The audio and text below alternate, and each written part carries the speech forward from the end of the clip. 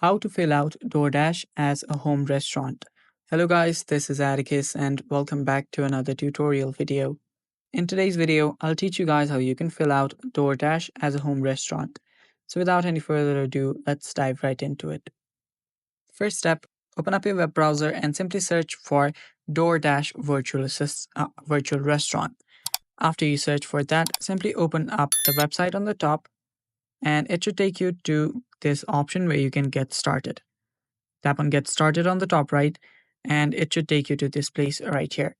What you need to do is you'll need to type in your business name. So you can type in whatever you want. Then your business address.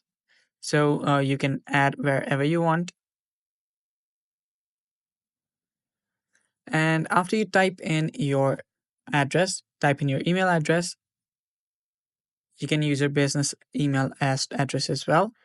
And then your business phone number.